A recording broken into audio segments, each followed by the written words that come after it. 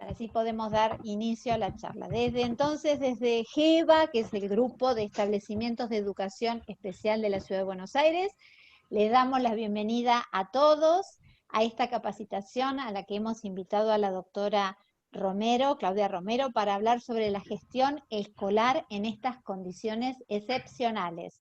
Están invitados directores, equipos técnicos y de coordinación de nuestras escuelas, también están presentes autoridades de la Dirección General de Escuelas, colegas de otras organizaciones, docentes y amigas de siempre como María Angélica Fontán y Beatriz Jauregui.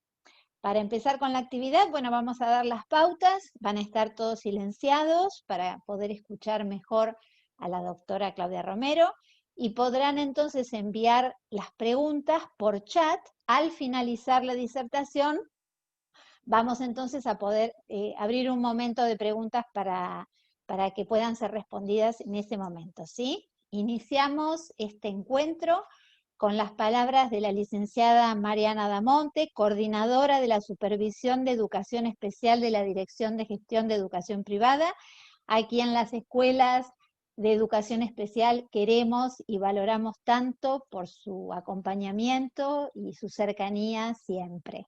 Así que bueno, a ver, ¿dónde estás, Mariana?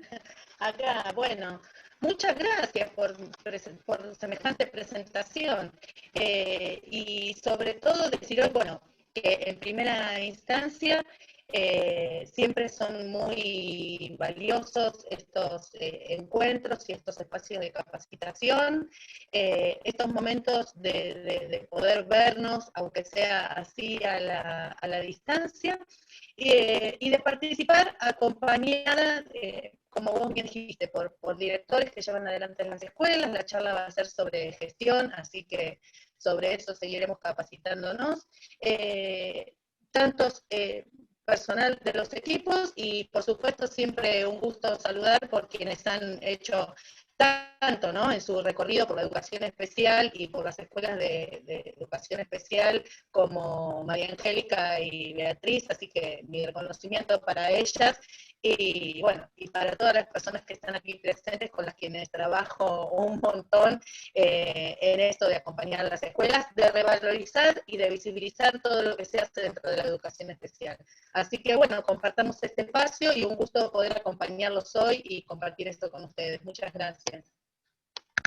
Gracias, Mariana. Bueno, comenzamos entonces con la charla. Hoy tenemos el honor de contar con la presencia de la doctora Claudia Romero, doctora en Educación de la Universidad Complutense de Madrid, profesora e investigadora full-time del área de educación de la Escuela de Gobierno de la Universidad Di Tella, directora del programa de alta dirección escolar de la Universidad Torcuato Di Tella, directora nacional de la Red Iberoamericana de Eficacia Escolar y Cambio Educativo.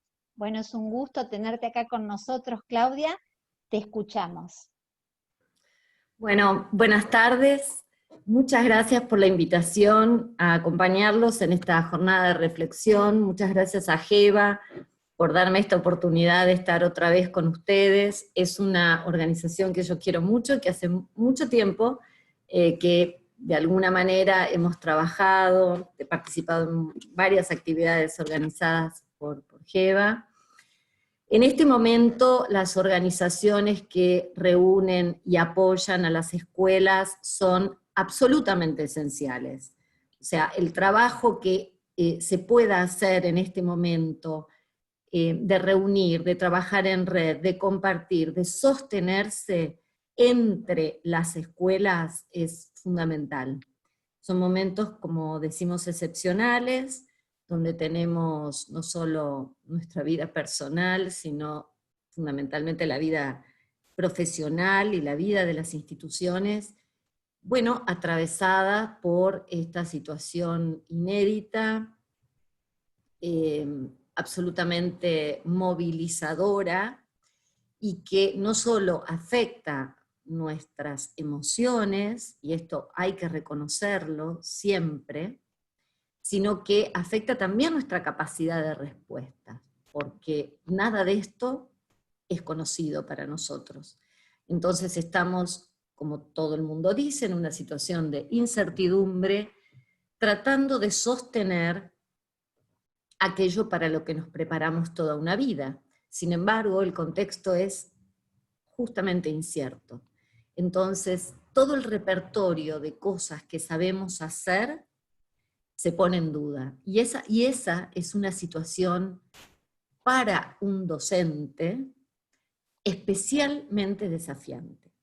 Todo lo que sabemos, todo lo que aprendimos hasta ahora como instituciones y como docentes, se pone entre paréntesis y bajo un signo de pregunta. Y yo he visto docentes en estos tiempos, docentes de muchos años, incluso yo misma, que tengo muchos años de experiencia trabajando, me he vuelto a hacer la pregunta y es, ¿qué se espera que yo haga? ¿Podré afrontarlo? Es decir, todas esas herramientas se vuelven a poner en cuestión. Así que es un momento, insisto, para sostenernos, para pensar juntos, y eso es lo que intento hacer con ustedes esta tarde.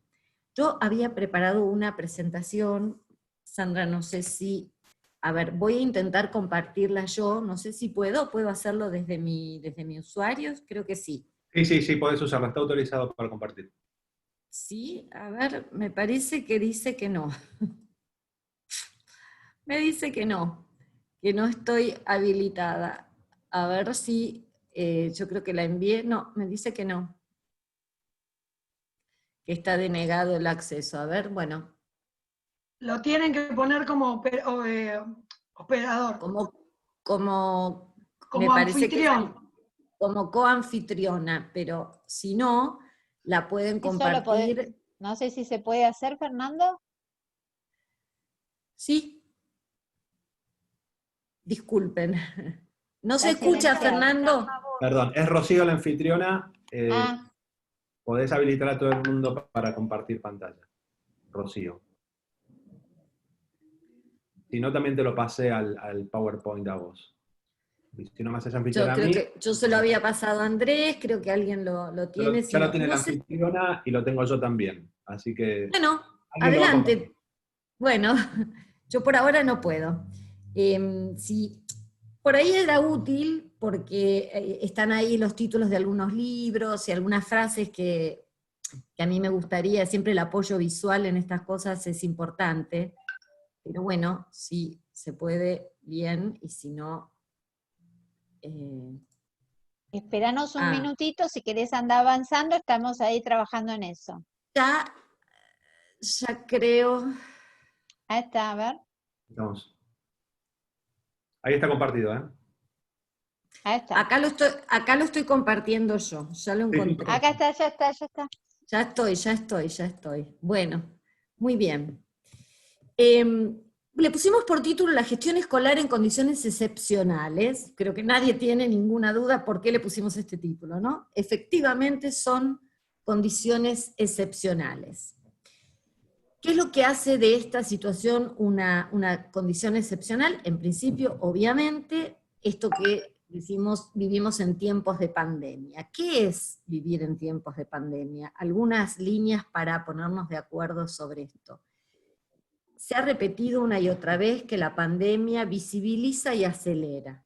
Visibiliza lo que había de bueno y lo que había de falta, ¿no? Entre otras cosas, visibiliza, bueno, todo esto puede ser pensado también en términos de la vida personal, visibiliza cómo es nuestra casa, cómo es nuestra familia, nuestras disfuncionalidades, y de la misma manera visibiliza la situación social, la situación de nuestras instituciones, visibiliza la desigualdad educativa, visibiliza cuántos son los niños y jóvenes que tienen hogares que pueden funcionar como un refugio y quienes no. Y también acelera, ¿no? Acelera, entre otras cosas, ese encuentro entre la escuela y la tecnología. Ese encuentro demorado, siempre por distintas razones, ahora se ha acelerado, se ha precipitado ese encuentro, ya veremos con qué resultados, ¿no? La pandemia también, estos tiempos de pandemia, ofrecen oportunidades excepcionales. Yo creo que una oportunidad excepcional que luego vamos a retomar es el reencuentro entre la escuela y la familia. Eso es algo que trajo este tiempo de pandemia, que es una oportunidad, creo, si sabemos, si la podemos usar a favor de la educación de los chicos, pero que queda ahí como un interrogante, ¿no? Sin duda ha habido ahí un encuentro y tenemos que poder transformarlo en oportunidad. Y finalmente, la pandemia genera nuevos desafíos, estos tiempos de pandemia nos enfrentan, y hacia el final de la charla veremos cuáles son esos desafíos, ¿no? Son múltiples, eso sí. Vamos a ver. Creo que para ordenar lo que estamos viviendo, viene bien hablar de por lo menos 3 escenarios. El escenario previo, el escenario actual, o el de, llamaríamos de implementación, y algo acerca del escenario futuro. Vamos a tratar de recordar, porque los tiempos van tan veloces, ¿no? ¿Cómo estábamos o cómo éramos en diciembre del año pasado, en enero, en febrero de este año? Vamos a poner en febrero de este año, que es cuando nos estábamos preparando para iniciar el nuevo ciclo lectivo. ¿Se pueden acordar de febrero de este año? Parece que sucedió en otra vida, ¿no?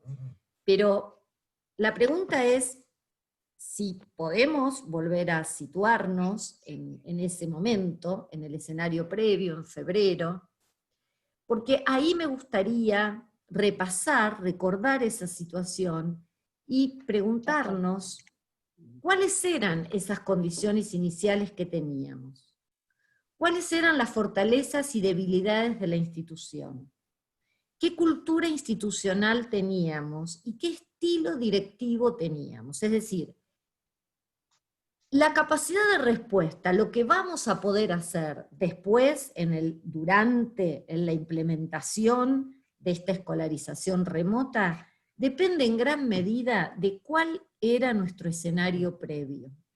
Si nosotros conformábamos una institución que trabajaba en equipo, que estaban acostumbrados a un estilo colaborativo, a un estilo directivo abierto, una dirección de puertas abiertas, si nuestra cultura institucional era una cultura basada en el diálogo, si una de nuestras fortalezas dentro de la institución era el trabajo colaborativo de los docentes, entonces nuestra capacidad de enfrentar la crisis que trajo la pandemia para la escuela es una capacidad auspiciosa, digamos, es una fortaleza, porque lo que se requiere hoy justamente es una reacción, una respuesta de equipo. Ahora, si nosotros no conformábamos mayoritariamente una institución, se está escuchando. ¿Se puede bajar todos los micrófonos? Hay que silenciar, sí.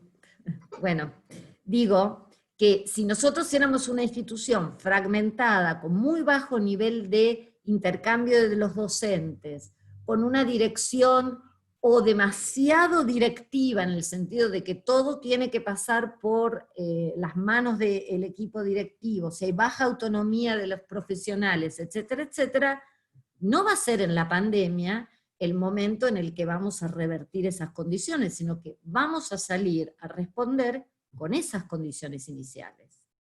Entonces ya el escenario previo nos está mostrando no solo que hay desigualdades entre los alumnos, desigualdades en sus familias, desigualdades en sus, digamos, disposiciones tecnológicas, sino también fuertes desigualdades entre las instituciones.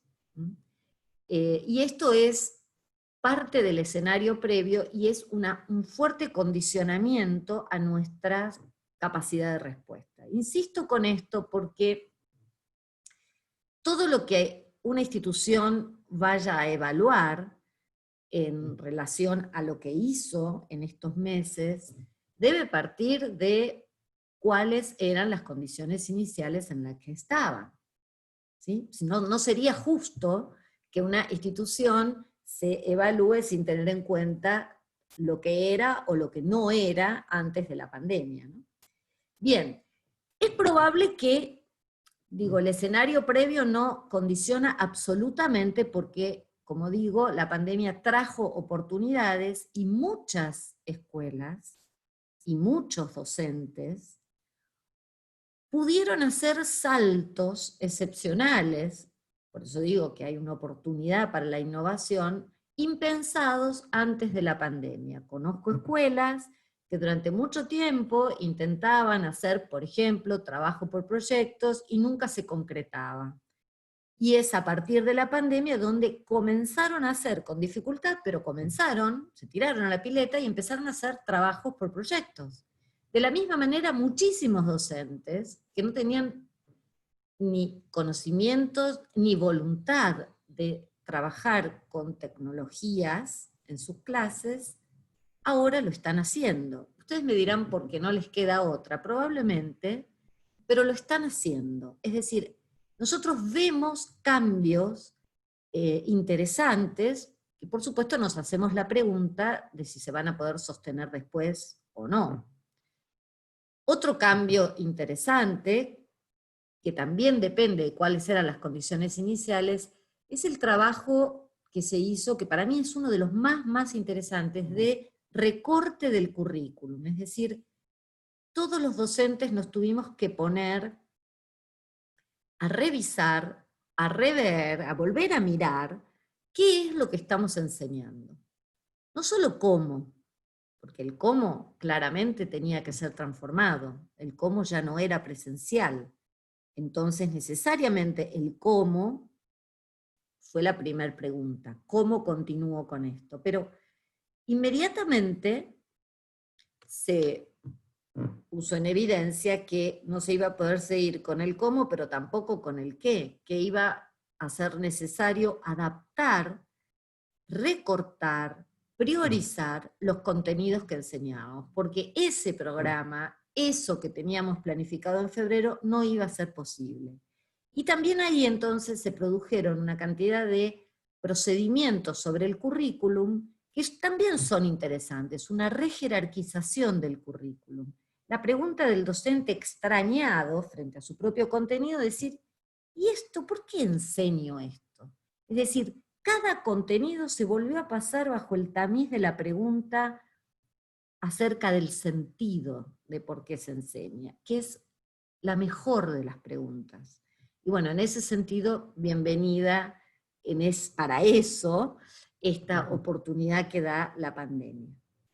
El escenario actual, vamos ahora al escenario actual, o mejor dicho, al escenario que se puso en marcha desde el 16 de marzo, ¿no? Que las escuelas quedan cerradas y inmediatamente se pide a las escuelas que salgan a dar una respuesta. Bueno, yo diría que lo primero que vemos en este escenario de implementación, que ya lleva unos 4, casi 5 meses, es una primera tensión entre la excepción y la norma. Es decir, cada docente, cada directivo, cada profesional de la escuela sintió en algún momento, y si no es todo el tiempo, esa tensión entre lo que debe ser, lo que él debe hacer, y lo que es posible hacer en esta situación. Esta tensión, para un trabajo como el docente, que es un trabajo, para mi gusto, demasiado atravesado por la normativa, por el deber ser, es una tensión realmente fuerte.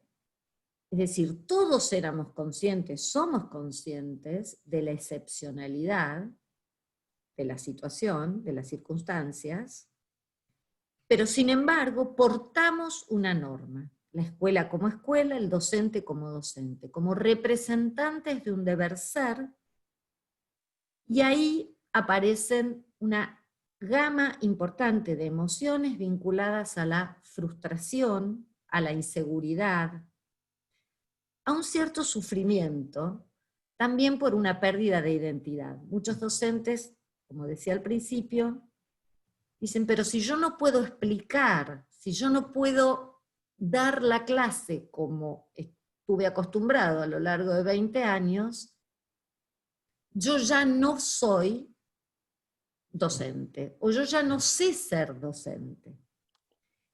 Esta tensión entonces entre la excepcionalidad y la norma impacta directamente en la identidad del docente y de la identidad escolar, ¿no? ¿Qué es una escuela que está afuera de la escuela? ¿Es posible una escuela que ya no tiene el espacio escolar, que ya no tiene al grupo escolar, que ya no tiene al tiempo escolar? ¿Qué queda de la escuela entonces? Esa es la gran pregunta. En la excepción que estamos haciendo, ¿qué es la escuela? ¿Qué es la escuela? Esta es la, por eso digo, la oportunidad de volvernos a hacer esta pregunta, ¿no? Digo que se puso en tensión, y en esa tensión muchas veces lo que los docentes y las escuelas hicimos fue tratar de seguir con el formato escuela. De hecho, en un estudio que hicimos en la universidad, en 150 escuelas de Ciudad de Buenos Aires y Provincia de Buenos Aires, privadas y estatales, y de nivel inicial, pública, primarias y secundarias, muchas de ellas con, digamos, chicos integrados, o sea, tenían la cuestión de del trabajo, digamos, especial muy, muy presente. Lo que vimos es que se conformaron como dos tipos o grupos de escuelas. Unas a las que llamamos las escuelas Zoom, que son las escuelas que pudieron establecer conexiones sincrónicas, como estas que estamos nosotros teniendo, todos juntos al mismo tiempo a través de la plataforma Zoom o cualquier otra similar, donde se garantizaba a los chicos prácticamente una presencialidad a través de las pantallas, diariamente, respetando los horarios. Incluso algunas escuelas, al principio sobre todo, hacían que los chicos se vistieran con el uniforme, se sentaran frente a la pantalla y cumplieran el mismo horario que cumplían en la asistencia presencial. Estas escuelas Zoom, que entonces garantizaban el encuentro entre docentes y alumnos a través de las pantallas, cumplimiento de horarios, tareas, simularon una presencialidad. En el otro extremo, estas escuelas Zoom se apoyaban fuertemente en la existencia de dispositivos y de conectividad en las casas de estos alumnos que permitían hacer esto, porque esto requería tener computadoras o teléfonos, digamos, inteligentes y suficientemente evolucionados, digamos, y muy buena conectividad. En el otro extremo, digo, tenemos lo que llamamos nosotros las escuelas WhatsApp.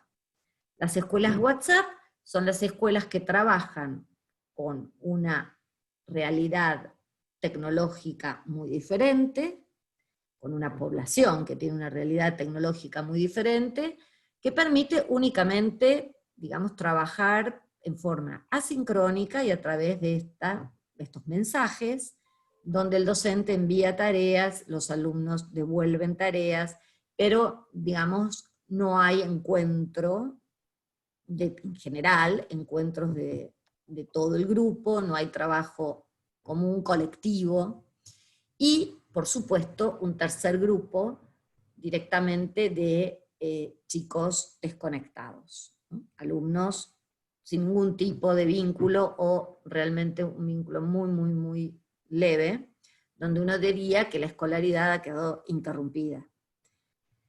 Fíjense que entonces en la excepcionalidad se armaron estos grupos que de algún modo replican desigualdades que existen, es decir, ya sabemos que existen escuelas con una alta presencia en la vida de los alumnos, pero también existen modos de escolarización débiles, intermitentes, y esto se ha visto agravado durante la escolarización remota. Por eso digo que en la excepcionalidad muchas escuelas trataron de que la excepcionalidad no se note, ¿no? Como si fuera posible seguir con el horario escolar, los tiempos escolares, los ritmos escolares.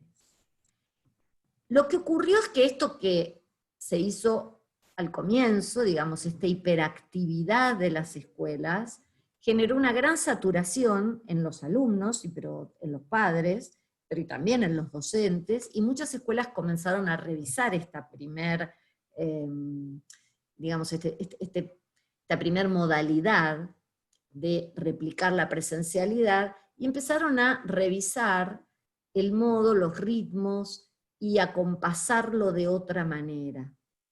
Algunas pocas siguieron con esto mismo porque dicen que responden a exigencias de las familias, que las familias están exigiendo que la escuela brinde un servicio, y que el servicio parece ser que queda resuelto si yo cumplo el horario, ¿no? Todo el horario con un docente sentado al frente, entreteniendo de algún modo al alumno o dándoles tareas. Las escuelas que pudieron pararse y decir, bueno, al principio hicimos esto, pero la verdad es que esto no es sostenible, y pudieron darle una vuelta, encontraron, bueno, otras formas, otros ritmos, como digo, docentes que empezaron a trabajar más en equipo, y que entonces a los alumnos se les presentaban, por ejemplo, una propuesta por semana, una propuesta interdisciplinaria, y esto se pudo ir acomodando en algunas instituciones. Entonces, la excepcionalidad y la norma en tensión generaron formas escolares, algunas más pegadas a la presencialidad y otras más interesantes, innovadoras, y que veremos cómo siguen evolucionando, porque me parece que a esta altura tenemos que saber, y esto por ahí yo me apuro, me precipito, pero mi idea por lo menos es que la presencialidad no va a volver hasta fin de año, digamos, que por lo menos claramente en Ciudad de Buenos Aires y Provincia de Buenos Aires, con lo cual esto nos pone un horizonte de tiempo, pero esto tómenlo como una idea personal, ¿no? Pero para mí de ninguna manera van a estar dadas las condiciones ni epidemiológicas, ni de las instituciones para poder adaptar sus instalaciones, muy a mi pesar, porque yo creo que las clases, digamos que es muchísimo lo que estamos perdiendo por no tener clases, y después voy a decir en mi opinión cuál es el mayor daño, pero digo, si uno mira con una cierta objetividad, no veo que estén dadas las condiciones para el regreso presencial este año. Entonces, esta excepcionalidad y norma en tensión va a seguir sosteniéndose, y las escuelas van a tener que seguir haciendo evolucionar el formato que han conseguido hasta ahora, y que yo creo que ha evolucionado mucho. Nadie está trabajando ahora igual que empezó a trabajar en marzo, y si uno ahora pone un horizonte temporal y decir, bueno, vamos a terminar el año, porque eso también fue algo complicado, ¿no? Tener un horizonte temporal. Recuerden que en febrero nos dijeron 15 días, y uno decía, bueno, 15 días, bueno, sostener 15 días. Después nos dijeron, bueno, 15 días más. Y fíjense cómo la educación es tan dependiente, la escuela, de un horizonte temporal. Uno necesita tener un horizonte de tiempo, decir, bueno, esta va a ser una situación de 1 mes, 2 meses, 3 meses, porque eso permite la planificación. Si uno va de 15 días en 15 días, bueno, lo más probable es que no termine de planificar nunca, ¿no? Que todo es un mientras tanto.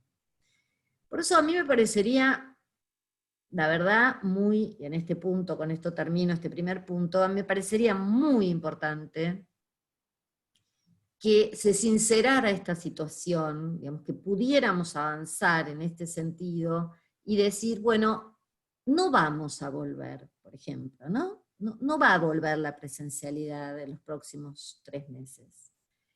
Y entonces eso da un horizonte de tiempo para trabajar.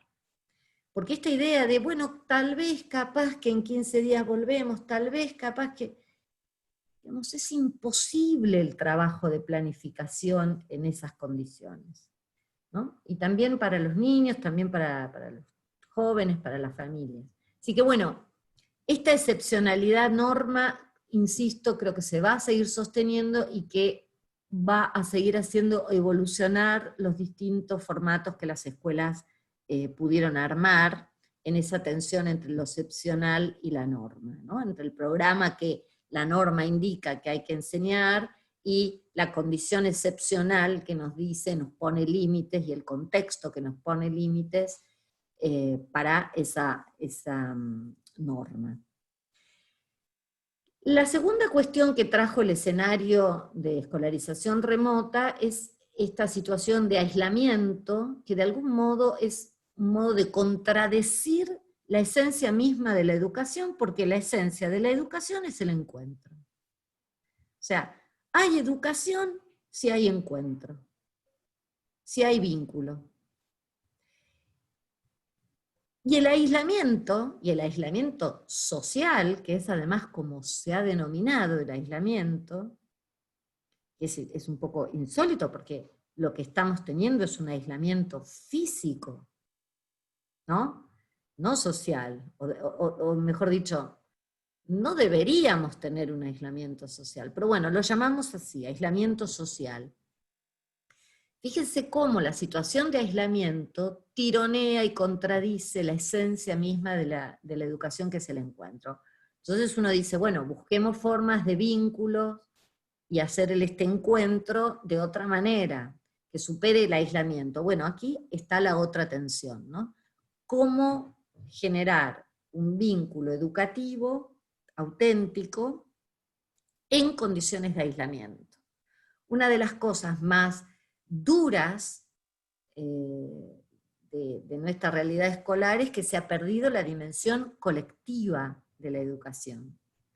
Es decir, el trabajo educativo que sigue cada niño en su casa, por supuesto, aquellos que pueden, está acompañado por su familia, pero es en aislamiento escolar, ¿no? Es un contrasentido, pero perdida la condición colectiva, y esta es una de las ideas fuerzas que yo quiero dejar, se lesiona muy fuertemente la educación escolar. La educación escolar no es enseñar un currículum, nada más. Es enseñar un currículum junto a otros. De hecho, los procesos como la alfabetización, por ejemplo, incluso la alfabetización matemática, están pensados con un modelo de interacción, es decir, los niños hoy, en Argentina por lo menos, aprenden a leer y a escribir, y aprenden el cálculo con un método fuertemente relacional y fuertemente condicionado por la existencia de otros niños. Un niño aprende a escribir mirando escribir a otro niño, mirando cómo el otro cambia su forma de pensar, mirando qué hizo, qué no hizo, lo que llamamos copia, bueno, que no sería copia, sino avanzo a medida que avanza el otro, dudo con las dudas del otro.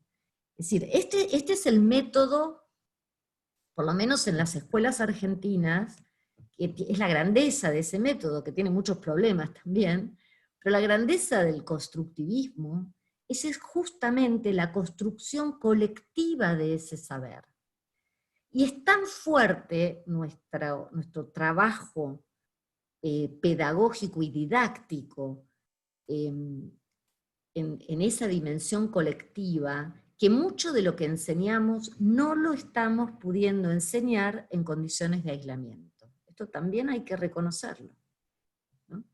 Me decía el otro día una joven, estamos haciendo una investigación basada en muchas entrevistas, y ella me decía, una chica que va a la escuela secundaria de una escuela pública muy carenciada, ella es de una familia muy carenciada, y ella me decía, cuando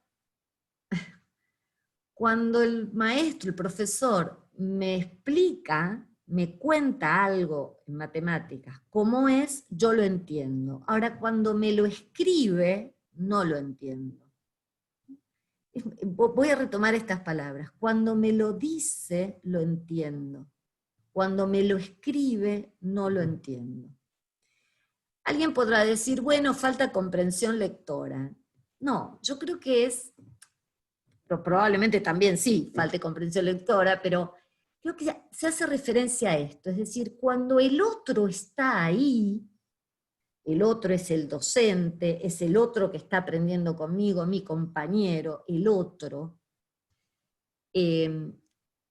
todo tiene un sentido, digamos. Aprender tiene un sentido. Y, dice esta joven, yo aprendo. Cuando el otro está ahí, yo aprendo. Cuando me manda la tarea por WhatsApp, no entiendo.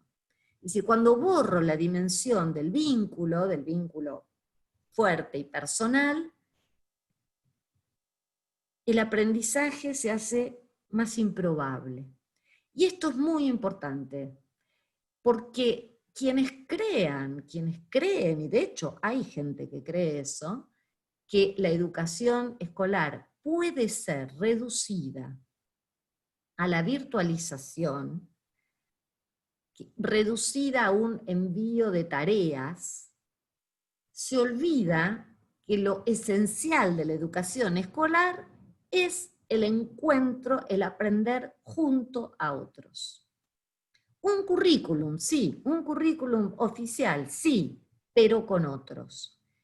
Este tema no es menor, toda nuestra didáctica está conformada, por lo menos la didáctica del primer ciclo y de los saberes fundamentales, está armada sobre la existencia de los otros, ¿no? De un aprender en una dimensión colectiva.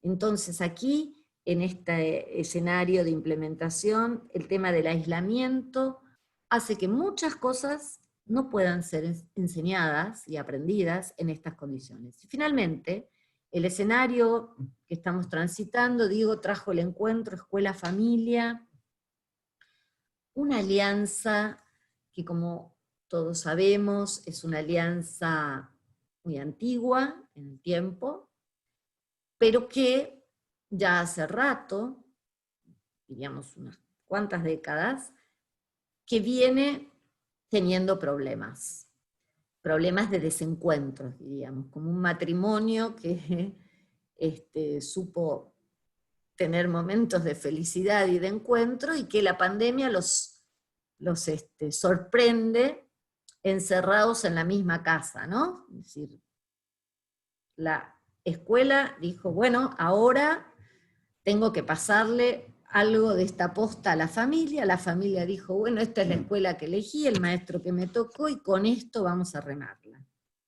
Como les pasó a muchos matrimonios que quedaron encerrados, yo hago mucho esta analogía, quedaron encerrados en la casa, con los hijos, y dijeron, bueno, estos somos, ¿qué vamos a hacer con esto que somos? Y ahí se produjeron muchas cosas muy interesantes, en ese reencuentro entre la escuela y la familia. Muchas historias que también ustedes deben tener también para contar, de familias que redescubren el trabajo docente, que revalorizan el trabajo docente, que se dan cuenta de lo difícil, tremendamente complejo que es enseñar, y que, como me contaban algunos directores, escriben a los directores y a los docentes agradeciéndoles todos los días, ¿no? Gracias, gracias, gracias por estar, gracias por enseñarle a mi hijo. Es decir, ese reencuentro, esa revalorización es también una sorpresa de esta pandemia, ¿no? De familias que redescubren la escuela, sostienen la escuela, y también escuelas, docentes, que vuelven a mirar dónde están sus alumnos, quiénes son sus alumnos, con qué cuentan, y vuelven a verlos en su realidad familiar, en su realidad material, que también es un reencuentro absolutamente necesario. Muchas veces olvidamos quién es quién, ¿no? Olvidamos esa dimensión personalísima de cada uno de nuestros alumnos, en el fragor de las tareas. Es cierto que la educación especial tiene justamente la dimensión personal muy presente, mucho más que cualquier otra modalidad de la enseñanza, claramente. La educación especial tiene eso de maravilloso, que es mirar a cada uno. Pero también no es solo mirar a cada uno con sus posibilidades y sus imposibilidades, sino también mirarle el contexto de cada uno, ¿no? ¿Quién es Juan? Pero ¿dónde está Juan? ¿Con quiénes está Juan? ¿Dónde duerme Juan? ¿Qué come? ¿Cómo come Juan? Estas son preguntas que el maestro ahora vuelve a hacerse, porque necesita imaginar dónde está y cómo está cada uno de sus alumnos, en el seno de qué familia está, cuánta ayuda, cuánta contención tiene, o a cuánta violencia está expuesto. ¿Sí? Sabemos que esta idea de la familia y la casa como lugar de refugio, que quédate en casa, para algunos suena como un refugio y para otros es una auténtica pesadilla, ¿no? Esto lo sabemos. Y esto también es uno de los daños. La escuela es para muchos chicos una bocanada de oxígeno, de aire fresco, de salud, ¿sí? Y hoy no la están teniendo. Por eso digo que hay una dimensión también que tiene que ver con el cuidado más primario, no solo la alimentación, sino con la salud psíquica que la escuela representa, el cuidado en ese sentido, y que es también una dimensión perdida en el contexto actual. En el escenario que estamos viviendo,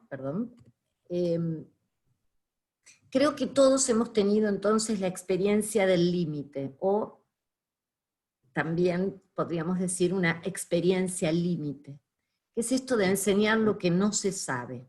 Todos fuimos de algún modo empujados a hacer lo que no sabíamos hacer. Como dije al principio, esto genera mucha incertidumbre, y yo lo pondría en términos de dar lo que no se tiene. Y enseñar lo que no se sabe es como dar lo que no se tiene, y dar lo que no se tiene es el modo en que Lacan definía el amor. ¿No? Amar, decía Lacan, es dar lo que no se tiene, es decir, dar desde ese lugar de la falta, es reconocer que el otro me hace falta, y eso me lleva a amarlo. Es más complejo Lacan, ¿no? Pero en esta negación, ¿no? Bueno, más que nunca la educación se ha revelado como un acto amoroso, porque hemos tenido que enseñar lo que no sabemos, o sea, dar casi lo que no tenemos. Enseñar a través de Zoom, a través de, vaya a saber qué medios, llegar a encontrarnos con nuestros alumnos, hacerles sentir que son importantes para nosotros y que nosotros estamos de todas maneras enseñándole. ese llegar al alumno por el medio que sea, por cualquier medio, lograr la conexión, que no es solo la conectividad tecnológica, ¿no? La conexión profunda que tiene que haber entre un maestro y un alumno. Hemos hecho y estamos haciendo a veces hasta lo imposible por llegar. Por eso digo que es un acto amoroso. Y estos meses he pensado mucho en 2 libros que les recomiendo, si no los leyeron, leerlos, y si no, volverlos a leer, como hice yo. Uno es El maestro ignorante, de Jacques Rancière, y otro es muy distinto, son 2 libros muy distintos, es el libro de un profesor americano que se llama Don Finkel, que se llama Dar clase con la boca cerrada. Y los 2, aunque son muy distintos, tienen, digamos, una filosofía y un tono muy distintos. Ya Rancière es su impronta francesa, y Finkel tan americano, tan de la línea de Dewey, ¿no? Bueno, sin embargo, a pesar de que son tan distintos, ambos libros de lo que hablan es de cuando se suspende, cuando se pone en cuestión la función del docente como aquel que explica. Lo que se pone en cuestión es la explicación como modo de comunicación entre el maestro y el alumno. Explicación que en el caso de Rancière atonta, dice él. Que uno le esté contando y explicando el mundo a un niño sentado, escuchando lo que es el mundo, no es más que un acto de atontamiento del niño. Nadie conoce el mundo porque se lo cuenten, se lo expliquen, dirá Rancière, porque se menosprecie su capacidad para entenderlo por sí mismo, por la propia experiencia. Bueno, Finkel dice lo mismo. Hemos creído que enseñar es narrar, contar, pero no en el sentido literario de contar, porque la literatura ahí en realidad es una ventana al mundo, sino este docente, esta idea del papel del docente que tiene una función de algún modo, dominación sobre el otro, diciéndole cómo pensar el mundo. Entonces, lo que nos ha pasado en este momento es que estos modos que teníamos de enseñar, a veces demasiado basados en lo verbal, en la falta de actividad, en la falta de experimentación, en la falta de indagación de los alumnos sobre el mundo, y es decir, ese lugar tan central que ocupaba el docente en los métodos más tradicionales, bueno, por la situación en la que estamos, de pandemia y de aislamiento, ese paradigma se ha puesto en cuestión y nos tuvimos que poner a pensar cómo hacemos para que el alumno tenga la experiencia de aprendizaje que lo lleva a entender tal o cual tema. Y volvimos a pensar sobre las formas. Estos 2 libros invitan a eso, ¿no? Don Finkel, cuando dice dar clase con la boca cerrada, es deja que hablen los libros, deja, le dice al docente, que el alumno experimente y llegue él a la conclusión que vos querés contarle. Deja que haga ese camino, porque aprender es experimentar. Es pasar por esos momentos de duda, de incertidumbre. No le resuelvas, no le evites a la inteligencia del alumno toparse con los obstáculos. Esto, que es una gran enseñanza para cualquier padre, ¿no? No solo para cualquier maestro, uno trata de evitar que los hijos y los alumnos se topen con obstáculos. Bueno, educar es todo lo contrario, ¿no? Nosotros lo sabemos. Lo que pasa es que muchas veces es mucho más trabajo, y entonces uno dice, no, bueno, prefiero que no tropiece, prefiero que no se equivoque, ¿no? Ese afán por rescatar a los alumnos del error y muchas veces no tener la paciencia de dejar que se equivoque, dejar que haga su proceso, dejar que vuelva a mí, me pregunte, no era por este camino, ¿no? Dejarlos transitar y incluso generar esos obstáculos que van a hacer que su inteligencia y su voluntad, la voluntad y la inteligencia del alumno, pero también, digo de paso, la de los hijos, porque en esto el trabajo docente es muy parecido al trabajo de los padres, dejar que hagan su camino. Esto que estamos tantas veces repitiendo y tantas veces evitando. Entonces, digo, estos dos libros nos invitan a volver a mirar esto. Había una prueba sencilla, no tenemos mucho tiempo, pero solamente la voy a poner para que ustedes, si quieren, puedan hacerlas con sus docentes. En ese libro, Dar clases con la boca cerrada, Don Finkel propone esta prueba y dice, nos invita a pensar cuáles han sido las experiencias de aprendizaje más importantes de tu vida. Yo los invitaría ahora que ustedes piensen. 2 o 3, piensen de verdad, a ver, ¿cuáles son los aprendizajes más importantes de sus vidas? Pensemos en los 2 aprendizajes más importantes que tuvieron a lo largo de su vida. Vamos a tomarnos unos segundos. ¿Qué es lo más importante que yo aprendí a lo largo de mi vida?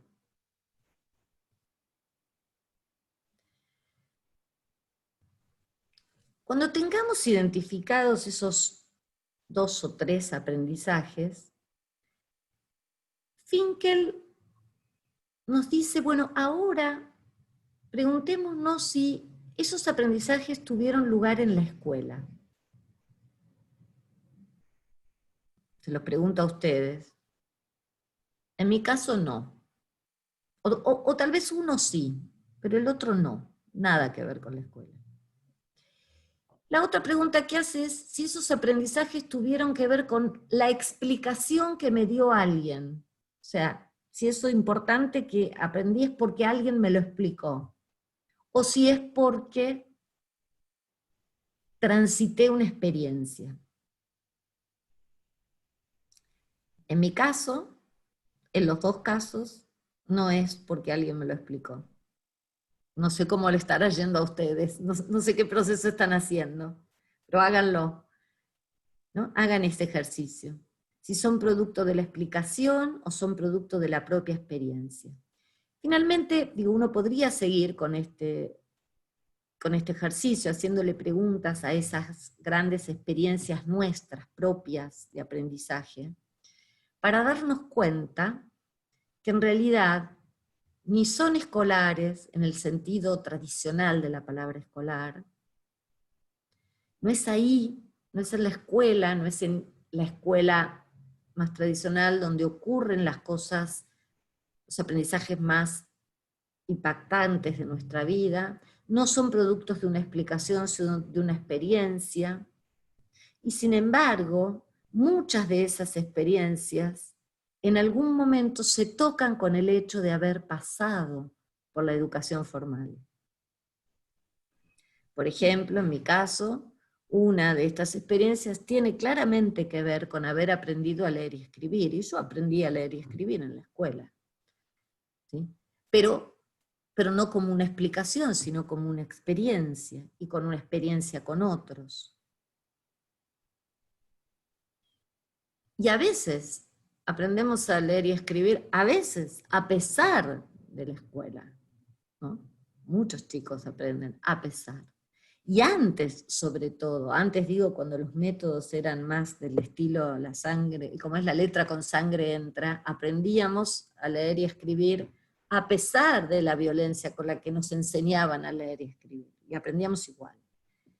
Bien, este ejercicio, esta prueba era a los efectos de poder valorar entonces el valor, digamos, poner en primer plano el valor de la experiencia en el aprendizaje, y correr un poquito a un costado esta idea del docente como el explicador, ¿no? Que es la idea que ponen en cuestión los autores. Tratar de no pegar. Bueno, y vamos a ir cerrando para abrir a intercambios y preguntas, abriéndonos a lo que sería el escenario del futuro. ¿Cómo sigue esta película? Sobre el futuro, que no sabemos a qué estamos llamando futuro, ¿no? Yo decía, el futuro de este año para mí va a continuar así, como estamos. Es un futuro, bueno, cómo llegamos a fin de año, qué decisiones tenemos que tomar desde el punto de vista profesional en cada escuela. Pero si dijéramos, después de que pase la pandemia, ¿no? Tenemos por lo menos 3 tipos de visiones. Las visiones más optimistas, las visiones que dicen vamos a volver distintos, vamos a volver distintos y mejores, ¿no? Muchos que dicen, bueno, esto va a ser una formidable experiencia para descubrir la importancia de los otros, la importancia de la escuela, una visión optimista que nos dice que el mundo después de la pandemia va a ser mejor. Están las visiones pesimistas que nos dicen el mundo y el mundo escolar va a quedar absolutamente partido, ¿no? Entre aquellos que pudieron sostener la escolaridad y aquellos que no. Es un mundo, una visión que nos habla de pérdida de aprendizajes, de pérdida de capacidades institucionales, de cierres de escuelas, de pérdida, de deterioro en las capacidades de un sistema educativo.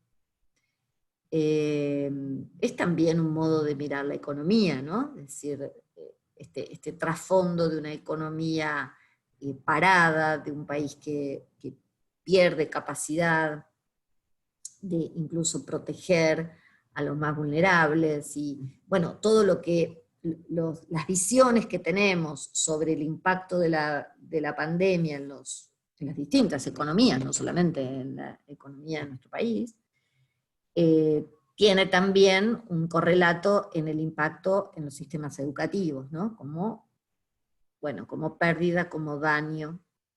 Y finalmente están las visiones críticas. Yo me inscribiría en esta última, que es que, bueno, hay una cantidad de cosas que evidentemente van a significar profundización, por un lado va a haber una profundización de las desigualdades que ya estamos viendo, de muchísimos alumnos que van a quedar fuera de la escuela, sobre todo en el nivel secundario, de un gran sufrimiento para muchos niños y muchos jóvenes, y acá creo que los alumnos de la educación especial sufren especialmente este aislamiento en el seno de sus familias. Para muchos de ellos salir del mundo familiar es una liberación, es un modo de recuperar un derecho humano de ser como otros, de ser con otros, y esto en el seno de las familias con roles a veces muy fijos, con estigmatizaciones muchas veces que la propia familia lleva adelante, se ve como una pérdida, ¿no? Es una situación crítica en ese sentido. Pero también reconozco, como decía antes, que hay oportunidades que la pandemia trae y que podríamos aprovechar como también, aunque es paradójico, encuentro entre la escuela y la familia, una mayor cercanía, un mayor reconocimiento de unos a otros. Yo creo que sobre el escenario futuro vamos a poder armar una cuenta crítica, ¿no?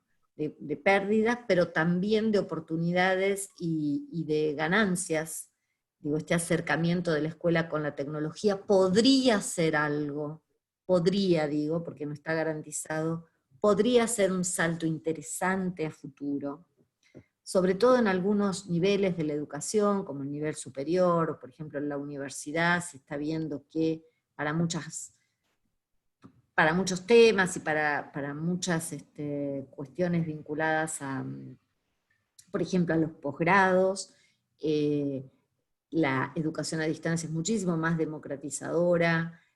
A mí misma me ha pasado de justamente este año poder llegar con ofertas y con cosas que tenemos, por ejemplo, el programa para directores, poder llegar a trabajar en el interior, con escuelas del interior, que como teníamos un modelo presencial esto era imposible. O sea que claramente las tecnologías portan un valor democratizador y de ampliación de la oferta que es formidable, sobre todo, insisto, para el nivel superior. Y en ese sentido, entonces digo que las visiones críticas, positivas y negativas al mismo tiempo, me parece que es lo más sensato para mirar hacia el futuro. De todas maneras, el principal desafío que tenemos es tratar de hacer de esta experiencia de escolarización remota, una experiencia de aprendizaje, y esto no es algo automático. Para que esto ocurra, es decir, para que esto que estamos viviendo no quede como un trauma, como un problema que pudimos superar, sino como un aprendizaje, hay que hacer cosas. Y yo les dejo para terminar estas tres, ¿no? Me parece que hay un trabajo que es el aprendizaje organizacional, y en esto los directivos y los profesionales de las escuelas son responsables de poder armar un modelo de trabajo dentro de la institución que lleve al aprendizaje de la organización. Esto requiere por lo menos que se trabaje con una memoria individual y colectiva, es decir, hay que rescatar en la memoria cada docente, pero también a nivel institucional, qué es lo que se hizo, cuál es el proceso que se siguió, cuáles han sido los puntos positivos y los negativos, y cuál fue el tránsito individual, pero también el colectivo que hizo cada docente y cada equipo docente. Ese trabajo de muchas instituciones están llevando adelante, y las que no pueden empezar a hacerlo ahora, diarios individuales, y también un diario colectivo, y acá el papel del equipo de conducción es muy importante, donde se escribe cada día, aunque sea unas pocas líneas, como una reflexión del trabajo de enseñar. Es un trabajo que si no lo encararon, pueden empezar a encararlo ahora. Toda esta experiencia, insisto, la podemos perder o la podemos capitalizar. Para capitalizarla hay que registrarla. Registrarla en la memoria, rescatando la memoria individual y la colectiva. El otro camino, que es interesante, que a mí me gusta mucho, es el registro de incidentes críticos. Esto es una metodología de trabajo que no la voy a desarrollar ahora, pero le pongo el título, para el que le interese puede profundizar, es hacer un registro institucional de aquellos incidentes o acontecimientos que llamamos críticos porque pusieron a la institución o al docente frente a los límites del conocimiento. Es decir, cuáles fueron las situaciones en las que, para decirlo rápido, no supe qué hacer. Es decir, en qué momento y en qué situación me enfrenté con el límite de mis fuerzas o de mi conocimiento. Y poder hacer el registro de esa situación. Y qué es lo que no sabía hacer, o cuáles eran las dudas, y finalmente qué es lo que hice. Que puede haber sido una resolución equívoca, no importa. Es decir, pero cuando uno tiene la sensación de acá no sé qué hacer, bueno, ese es un incidente crítico. Entonces, el trabajo del registro de incidente crítico es, primero, advertir esas situaciones límites, registrarlas, escribirlas, y escribir también el camino que se siguió para resolverlas.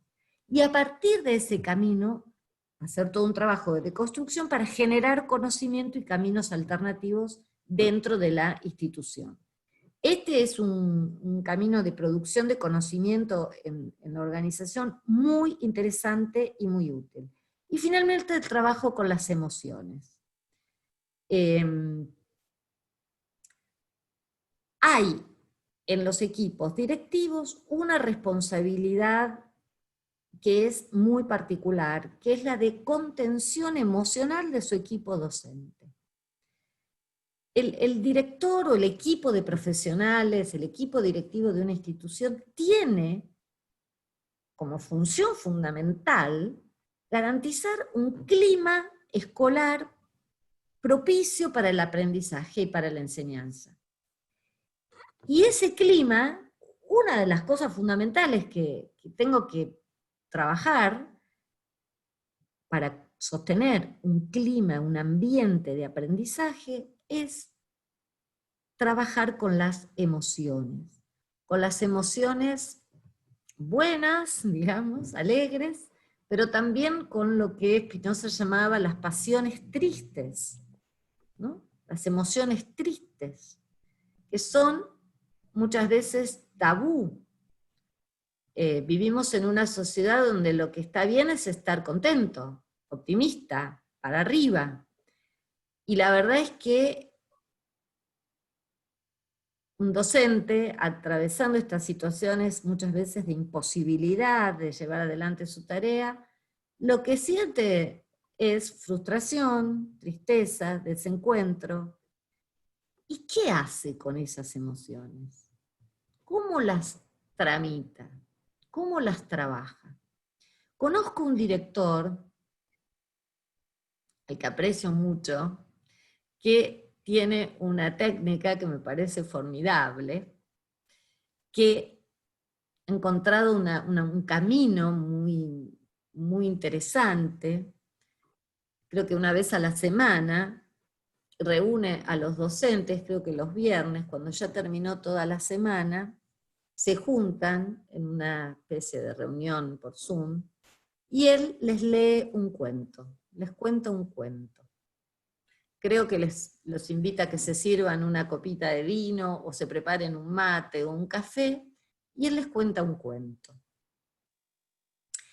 Ese, por ejemplo, es un camino, un cuento que, por supuesto, es un cuento en el que no es un cuento arbitrario, ¿no?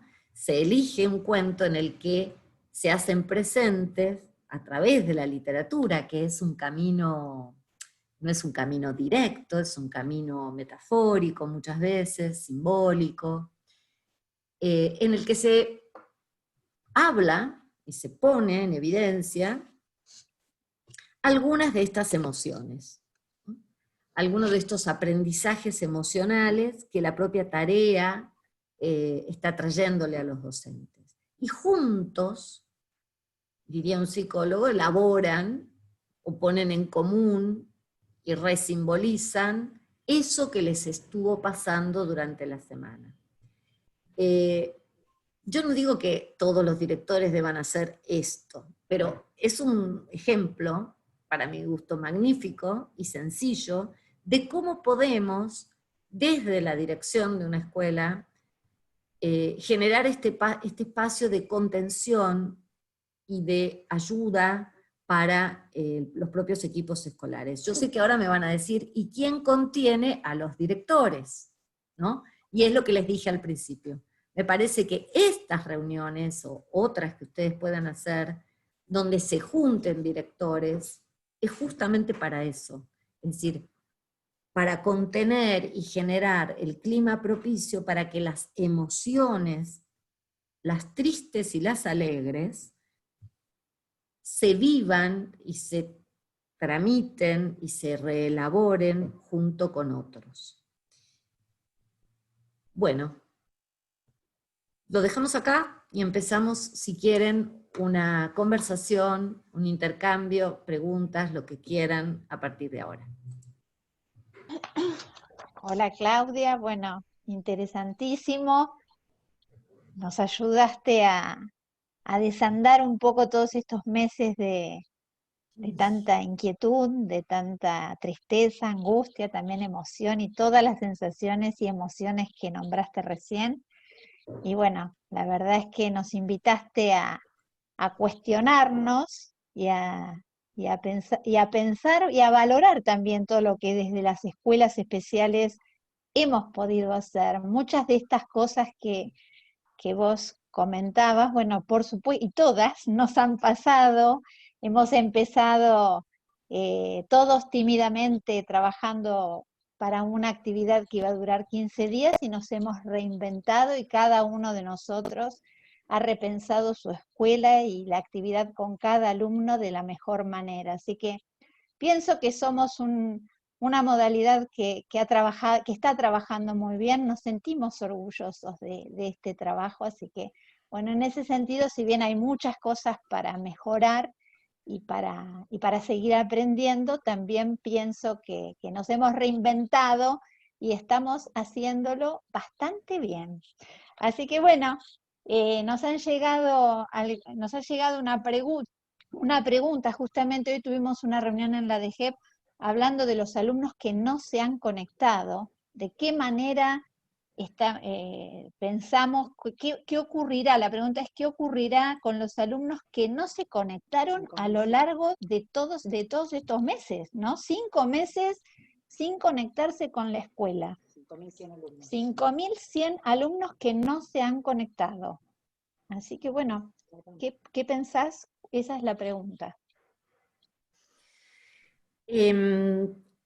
Antes de contestar esa pregunta, estoy mirando el chat y hay gente que me está diciendo que deje de compartir pantalla. ¿Estoy bien? No sé quién, Fernando, Sandra, ¿estoy bien o estoy haciendo algo que está mal? ¿Estoy compartiendo algo mal?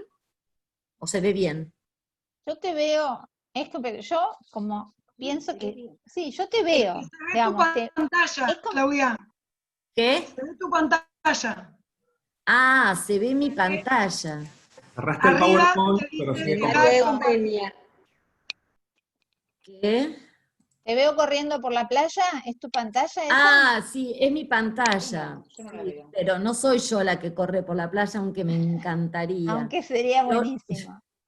Sí, ya entiendo lo que me están diciendo. No sé qué es, porque yo dejé de compartir pantalla recién. Yo la veo, Eh, pero ¿qué estás mirando? No, yo la veo ella en su biblioteca. Seguro que cerraste Ah. el PowerPoint, pero no dejaste de compartir pantalla. Sí, Claro, las dos dejé de Es la compartir. pantalla de María Eugenia, la que se está viendo. Que es esa que está corriendo. Exactamente.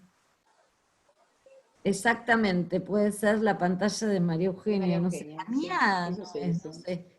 ¿Quién Ponme la es la pantalla. anfitriona? ¿Quién es la anfitriona? Acá, Ahí acá. estamos, Ahora ahí sí, estamos, ahí estamos. ahora sí. Y ahora pueden ponerlo, no sé cómo cada uno lo tiene programado, para ver la galería, para ver, no sé, Eso. como quieran, cada uno lo maneja. Bueno, ahora ya estamos. Muy bien. No era yo. Bueno, a ver, ¿qué va a pasar con los que no pudieron asistir a la escuela? Yo ahí ya lo escribí en algunos medios. Yo creo que ahí, digamos, lo que vamos a necesitar es tener un programa especial destinado especialmente a identificar quiénes son, ir a buscar, que es otro proceso, y luego reinsertar en la escuela. Sí, son 3 procesos distintos que requieren habilidades y capacidades distintas. Por ejemplo, ¿quiénes son los alumnos que no están? Requieren tener un sistema, digamos, nominalizado de quiénes son los alumnos, detectar quiénes son los que no están asistiendo. No todos los sistemas provinciales tienen esta forma, pero bueno, se podrá reconstruir desde los registros de cada escuela, pero eso es más lento, pero bueno, se puede hacer. Luego, otro proceso distinto es ir a buscar a los alumnos en la complejidad de sus contextos sociales, y eso es un trabajo que requiere de saberes, que no siempre son los saberes que tienen los docentes. No me imagino que sea un trabajo que lleven adelante exclusivamente los docentes, o sea, no es un trabajo que le corresponde únicamente a cada escuela, es un trabajo, digamos, social, y seguramente identificar, ir a buscar a esas casas o donde estén estos alumnos, y finalmente reinsertarlos en la escuela, no es volverlos a traer a la escuela. Muchas veces hay que construir un puente para que esos chicos puedan reinsertarse, no es automático, lo encontré, lo meto dentro de la escuela y sigue viniendo. ¿Sí? Si alguien quedó desconectado, es muy probable que haya que armar ese caminito, ese puente, que reenganche a ese chico con la escuela, esa familia con la escuela. O sea, ese va a ser un trabajo, por eso imagino que eso requiere un programa nacional, a eso se requiere un presupuesto nacional, es un presupuesto adicional, bueno, que las jurisdicciones no tienen, y que va a requerir mucha creatividad y un trabajo que va más allá de la escuela. Ese va a ser un trabajo, les diría, de toda la sociedad, es decir, no perder ni uno solo de los chicos a la hora de volver a la escuela, ¿no?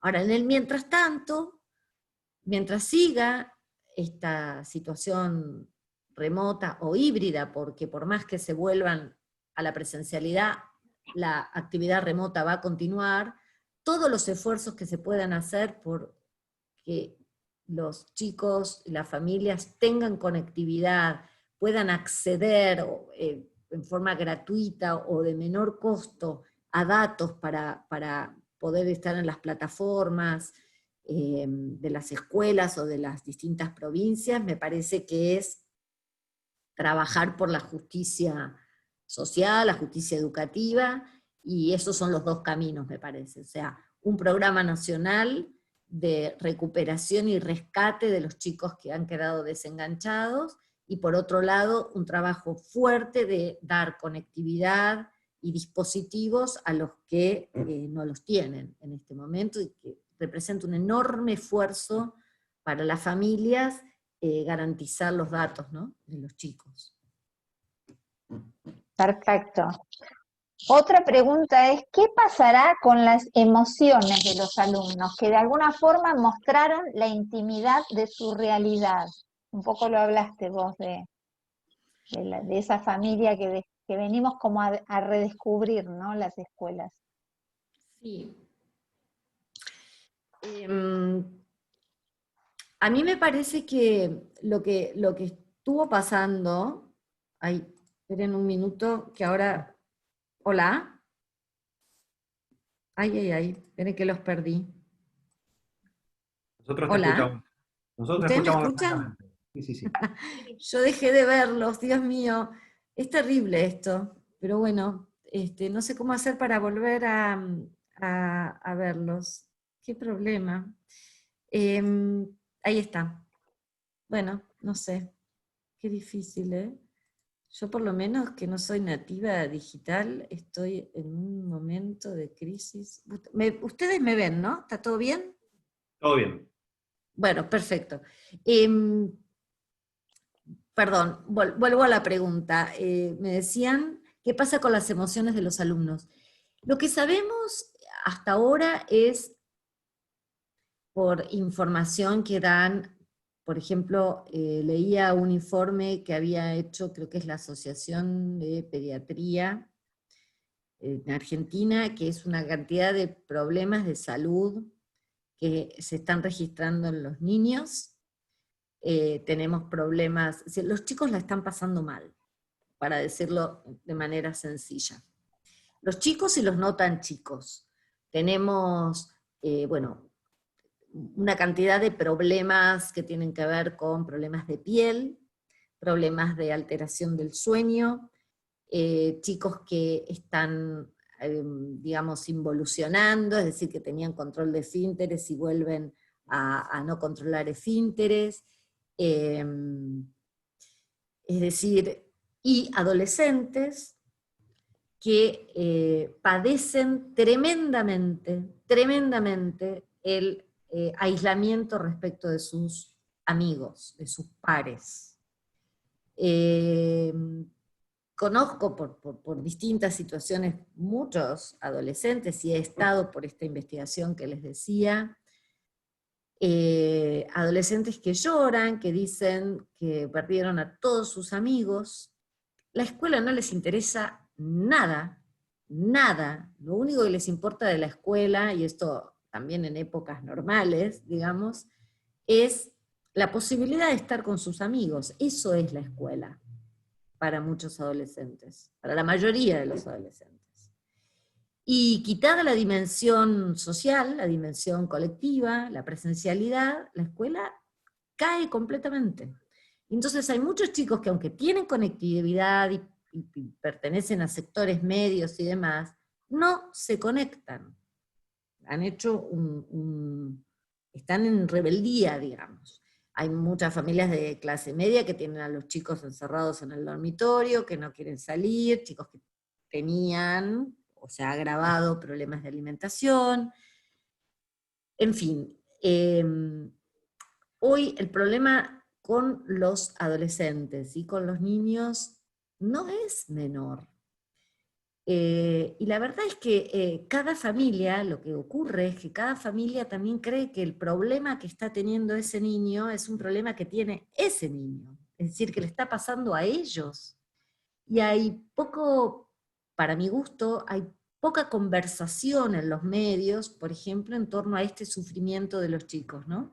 Entonces, eso hace que las familias crean que no es algo común, que solamente es algo que les pasa a ellos, y eso no está bueno. Sería muy bueno que pudieran compartir un poco más esta situación. Es un problema, es un sufrimiento, digamos. No tener escuela hoy es un sufrimiento importante para los chicos. Y no porque los chicos se desesperen no vamos a creernos que están desesperados por aprender el currículum que nosotros tenemos para enseñarles. En realidad lo que quieren es estar con otros niños, ¿no? Y la escuela es el lugar para todos, para los más chicos y para los más grandes, pero también para los que van a la universidad. El encuentro y el estar con los otros, eso es lo que ellos valoran, y para mi gusto eso es en un punto lo más valioso que tenemos en la escuela. Y a partir de ese encuentro generar aprendizajes, pero es a partir de ese encuentro, no es sin el encuentro, ¿no? Entonces, ya sé que no lo podemos ahora garantizar, pero sepamos que estamos perdiendo esa dimensión tan valiosa, ¿no? La escuela no es solo distribuir tareas, no puede ser distribuir tareas que se resuelven en la virtualidad. Sí, perfecto. Justo esto que decís también nos habla de la familia, ¿no? De qué manera las familias, los padres, están en esta situación. Nosotros mismos lo vemos con nuestros propios docentes que tienen hijos pequeños, y en qué dificultad laboral y personal se encuentran teniendo que conjugar su trabajo con la atención de los chicos, bueno, o aún cuando no trabajen, esto de estar en casa y tener que ocuparse de la casa, de los chicos, de la educación.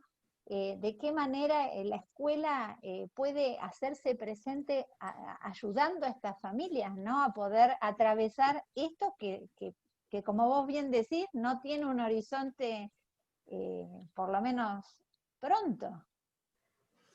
Sí, yo creo que esto que decís, Sandra, es muy, muy importante, porque, con perdón de los caballeros presentes, pero hay una dimensión también que es la dimensión de las mujeres, ¿no? Porque hay que decir esto, la mayoría de las docentes somos mujeres, y también las tareas escolares en la casa están recayendo en las madres.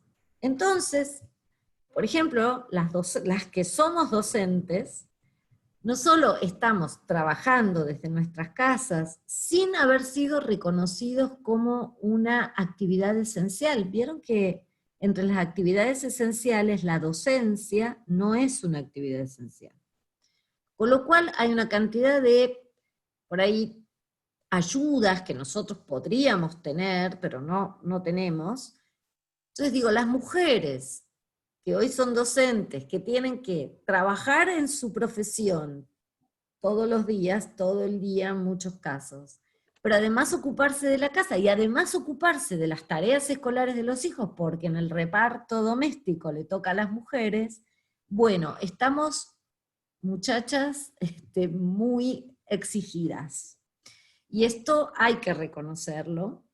En nuestra sociedad todavía las mujeres seguimos a cargo del cuidado de los hijos y de la vida escolar de los hijos también les toca a las madres, ¿no? Digo, eso no ha cambiado, mayoritariamente. Estoy generalizando, pero...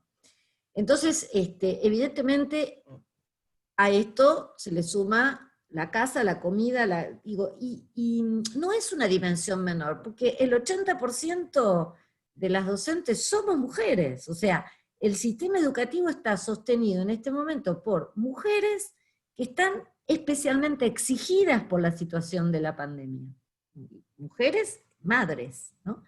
Y esto también es algo poco hablado, ¿no? Poco socializado en los medios, y es un elemento de sufrimiento especial para este personal docente. Sería distinto si fuera mayoría de varones. Bueno, somos mayoría de mujeres con esta complejidad. También acá me parece que, como siempre, el poder hacer redes, el poder compartir lo que está ocurriendo, lo que nos está ocurriendo, y también, bueno, esta solidaridad entre mujeres en soluciones, compras colectivas digo, conozco escuelas que han hecho de sus equipos, digamos, equipos que en este momento están siendo muy solidarios hasta en estas cuestiones, ¿no? Docentes que se pasan el dato, tienen un grupo de WhatsApp y pueden, digamos, también ayudarse en la convivencia cotidiana.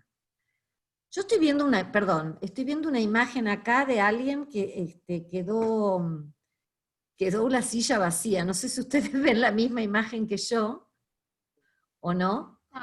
Sí, está por ahí, algunos se ahí levantó. Volviste, algunos se levantó. Sí, acá estoy viendo otra pregunta, ¿no? A ver. Sí. Sí. Veo más bien comentarios. Sí, todo el mundo te felicita. Bueno, justamente, acá hay otra pregunta. Dice, ¿qué se puede hacer con los jóvenes que se niegan a conectarse? Bueno, es lo que decía antes, hay un porcentaje importante de jóvenes que no pueden conectarse, como decíamos antes, pero hay que reconocer estos otros que se niegan a conectarse. A ver, estos jóvenes ya existían antes, digo, jóvenes que se niegan a conectarse con la escuela, yo diría que es la enorme mayoría. Hoy las escuelas secundarias tienen ese problema. La mayoría de los chicos dirían que tienen un problema de conexión con la escuela secundaria. Ahora se hace muy visible, pero porque antes van a la escuela, ponen la cara, pero ellos no están, ¿no? Y ahora también en la pantalla, bueno, algunos pueden poner la cara, pero no están, no ponemos la foto, y no están. Y otros son más literales y dicen, la escuela para mí ya fue, la escuela no existe. Si no están mis amigos, la escuela no existe. Y yo creo que no... A ver, ¿qué hacer con los jóvenes que se niegan a conectarse? Hay una respuesta como padres, pero creo que lo que me están preguntando es como docentes, ¿no? Me parece que como docentes el problema es encontrar el camino personalizado para conectar con estos jóvenes. Es difícil porque si yo soy un docente, por ejemplo, un director me contaba que de un grupo de alumnos del secundario venía un docente y decía, bueno, estos chicos son un desastre, tal grupo, segundo año, no se conecta ninguno, no me mandan las tareas, ta. Y el director decía, pero qué raro, porque con Ana se conectan todos. Y lo que el director me decía es, la verdad es que en la presencialidad pasaba lo mismo, con este profesor no se conecta a nadie. Lo que pasa es que ahora esto queda absolutamente evidente. O sea que vos dijiste se visibilizó ese problema. Claro, es decir, ahora queda muy claro, y si yo tengo un registro de cuántos entraron y cuántos se conectaron y cuántos entregaron tareas, esto queda recontra evidente, pero esto ya existía antes. Entonces, este hombre tenía problemas de conexión siempre, ¿no? Y es de otro tipo, no es un problema tecnológico. Entonces, yo creo que desde la mirada del director se están poniendo en, como decimos ahora, en negro sobre blanco, o blanco sobre negro, situaciones de conexión y desconexión de chicos con algunos docentes que estaban antes y que ahora son evidentes. Por otro lado, hay chicos que reaccionan y se exponen más que otros a la situación de aprendizaje virtual. Ustedes saben que una de las cosas que pasa es que a los chicos les da vergüenza prender las cámaras, ¿no? Se niegan a prender las cámaras. Y a mí me ha pasado, por ejemplo, de dar clases, y yo, claro, es mi modalidad, yo necesito verles las caras. Yo necesito, y estoy hablando de gente de la universidad, ¿no? Pero bueno, por mi modalidad, yo no puedo hablar a una pantalla en negro, directamente no puedo conectarme. Entonces, les pido que prendan las cámaras, y las prenden, pero ellos mismos también me cuentan que intentan hacer eso con sus alumnos del secundario, y no pueden. Los chicos o por vergüenza, o muchos porque no tienen un lugar de privacidad para estar solos frente a la cámara, no quieren que se vea su entorno. Entonces, ahí ya hay una desconexión hasta visual, ¿no? En esos casos, me contaba una docente que lo que ella hace es tomar registro de los alumnos, en este caso de la escuela secundaria, que no se conectaron. Eso lo puede hacer cada docente o en las instituciones, esto puede hacerlo el equipo de orientación si lo tienen, o los profesionales, y lo que hacen es el llamado o el WhatsApp personal, no retándolos, sino diciéndoles, no te vi hoy, ¿cómo estás? ¿Qué te gustaría hacer? Tratar de establecer algún tipo de conexión y de diálogo. En este momento yo creo que es más importante sostener ese lazo que lograr que nos manden la tarea que les estamos pidiendo. Yo creo que ahí, en esos casos, hay que bajar los niveles de exigencia en el sentido de demanda, porque hay chicos que directamente están deprimidos. Digo, pensemos esto, la escuela es mis pares, la escuela es estar con mis pares, y si mis pares no están, o si no puedo estar con ellos, la escuela no existe. Partamos de esa idea. Esto es lo que están viviendo. Entonces, por ejemplo, una cosa que hemos hecho poco es generar instancias de trabajo de los chicos entre sí, sin nosotros. Digo, estos trabajos grupales, por ejemplo, es algo que hemos dejado de hacer. Algunas escuelas los están retomando. A mí me pasó también de plantear, y Zoom lo permite, trabajos grupales. Vieron que ustedes pueden partir el grupo, armar subgrupos, dar consignas y después volverlos a traer. La alegría con la que vuelven al hacer la puesta en común, a mí me sorprendió. Y entonces me decían, ¿cuánto hace que no hablaba con un compañero? Porque este trabajo de Zoom, de la clase, digamos casi una conferencia del docente, donde están todas las caritas ahí, pero entre ellos no interactúan, tampoco le cierra a los jóvenes, ¿no? Entonces, yo diría que en ese caso hay que ir, para contestar la pregunta concreta, ir por un camino más personalizado, de tratar de tener algún tipo de contacto, no a través de la tarea, sino más personalizado. ¿Cómo estás? Contame qué hiciste hoy, contame qué te gustaría hacer dentro de esta lista de cosas que estoy proponiendo, o pensemos juntos alguna, ir por el contacto personal, y el otro es poder armar trabajos grupales entre los alumnos, digamos, dar consignas donde ellos se tengan que vincular y producir y interactuar sin nosotros mediando, ¿no? Muy bien. Fernando Cicias, que es presidente de GEVA, va a ser el cierre, Claudia, de esta lindísima, interesante charla que nos has dado. Bueno, Claudia, muchas gracias por la charla. Bueno, Sandra Casalini es la flamante vicepresidenta de GEVA, ¿sí? De la nueva comisión directiva que asumimos hace unos 15 días. Bueno, agradecerle a todos por haber concurrido y contarles, bueno, que vamos a seguir haciendo charlas que se está encargando de preparar la comisión científica como esta. La próxima van a ser de temas variados, el próximo va a ser de temas legales con el doctor Pablo Loco, después va a venir la licenciada Kelia Duacastela a hablar de efectividad y emociones en los alumnos de educación remota. Y bueno, ya nos iremos comunicando con todos para pasarles las invitaciones correspondientes. Bueno, muchas gracias a todos y esperamos verlos en sucesivos encuentros. Un fuerte aplauso, che. Gracias.